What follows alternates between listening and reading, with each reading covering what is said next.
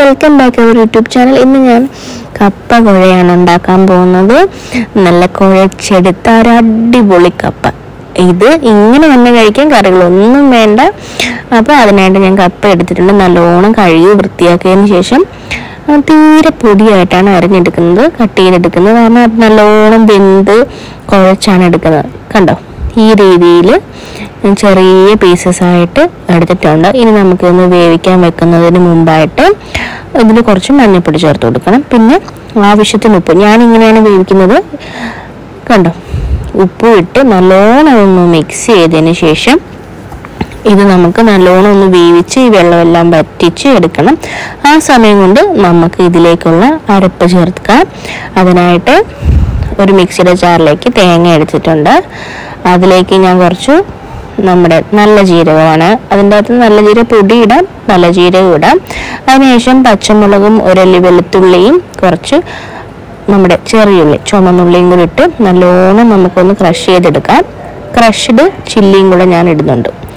അപ്പം അതെല്ലാം കൂടെ ഈ രീതിയിൽ നിന്ന് ക്രഷ് ചെയ്തെടുത്തിട്ടുണ്ട്. നമ്മുടെ കപ്പയാണെങ്കിൽ ഇങ്ങനെ നല്ലോണം വെന്ത് ജസ്റ്റ് നമുക്ക് അതിലോട് ഒന്ന് ഉടച്ചും കൂടെ കൊടുക്കണം. അപ്പോൾ എല്ലാവർക്കും ഇഷ്ടപ്പെടും നല്ല അടിപൊളി കപ്പക്കുഴ.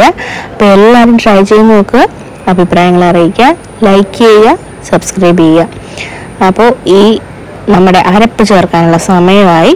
നമ്മുടെ അരപ്പ് കൂടെ ചേർത്ത് കൊടുക്കാം. കുറച്ച് എരിവ് മുന്നിട്ട് നിൽക്കണമെങ്കിൽ നമുക്ക് ക്രഷ് ചെയ്ത് ചില്ലിയും കൂടെ ഇടാം. പിന്നെ കറിവേപ്പില അരയ്ക്കുന്നതിൻ്റെ കൂടെ ഇടാം. ഞാനിപ്പോൾ അതിൻ്റെ കൂടെ ഇട്ടില്ല, അല്ലാതെ ഒന്ന് കട്ട് ചെയ്തിട്ടാണ് ഇട്ടത്. ഇതെല്ലാം കൂടെ നമുക്ക് ചൂടോളം തന്നെ ഒന്ന് മിക്സ് ചെയ്ത് മൊത്തത്തിൽ അങ്ങ് പുരട്ടിയെടുക്കണം. കണ്ടോ, ഈ രീതിയിൽ നല്ല ഫുള്ളായിട്ട് ഉടച്ചെടുക്കണം കപ്പ. ഇനി ഇതിലേക്ക് നമുക്ക് താളിച്ച് ചേർക്കാനുണ്ട്. അപ്പോൾ ഇത് ഇത്രയേ ഉള്ളൂ. നമുക്ക് ഫ്ലെയിം ഓഫ് ചെയ്തിട്ട് അതിന് ശേഷം നമുക്ക് താളിക്കാനായിട്ട് ഒരു പാനിൽ കുറച്ച് വെളിച്ചെണ്ണ, അതിലേക്ക് കടുക്, പിന്നെ ചെറിയുള്ളി, വറ്റൽ മുളക് എല്ലാം കൂടെ, കറിവേപ്പില എല്ലാം കൂടെ ഇട്ട് നല്ലോണം മൂപ്പിച്ചെടുക്കുക. ഉള്ളി ഇച്ചിരി കൂടുതൽ എടുക്കുമ്പം ഒരു നല്ലൊരു പ്രത്യേക ടേസ്റ്റാണ്. അപ്പോൾ ഇച്ചിരി കൂടുതൽ എടുക്കാൻ ശ്രമിക്കുക. നല്ലോണം മൂപ്പിച്ചിട്ട് നമ്മുടെ കപ്പയിലേക്ക് തട്ട ഇത്രയേ ഉള്ളൂ. നല്ല അടിപൊളിയായിട്ട് നമുക്ക് വെറുതെ ഇങ്ങനെ കഴിക്കാം, കറികളൊന്നും വേണ്ട. അപ്പോൾ ഈ രീതിയിൽ ഉണ്ടാക്കി നോക്കുക. അപ്പോൾ നമ്മുടെ കപ്പക്കുഴ ഇവിടെ റെഡി ആയിട്ടുണ്ട്. അപ്പോൾ അടുത്ത വീഡിയോ ആയിട്ട് നമുക്ക് വീണ്ടും കാണാം. ഇന്ന് ഇവിടെ കപ്പയുടെ കൂടെ സ്പെഷ്യലായിട്ട് ഞാൻ ഉണ്ടാക്കിയിരിക്കുന്നത് ബീഫാണ്.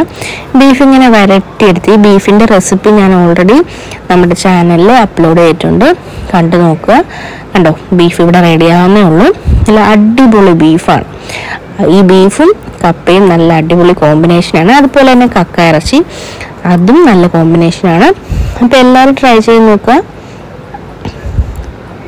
നമ്മുടെ കപ്പക്കുഴയും ബീഫും ഇവിടെ റെഡി ആയിട്ടുണ്ട്. ഇന്നത്തെ സ്പെഷ്യൽ ഇതാണ്. കണ്ടോ, ഇങ്ങനെ പല രീതിയിൽ ബീഫ് എടുക്കാമല്ലോ. ഇതിങ്ങനെ വറ്റിച്ച് നല്ലോണം ഡ്രൈ ആക്കി എടുത്ത ബീഫ് ഫ്രൈയും ആകും, കുറച്ചും കൂടെ വറ്റിച്ച റോസ്റ്റും ആകും. അപ്പോൾ കണ്ടോ, നമ്മുടെ കഴിക്കാനായിട്ട് നമ്മുടെ കപ്പയും നല്ല ചൂട് ബീഫും ഇവിടെ റെഡി ആയിട്ടുണ്ട്. അപ്പോൾ എല്ലാവരും ട്രൈ ചെയ്ത് നോക്കാൻ മറക്കരുത്.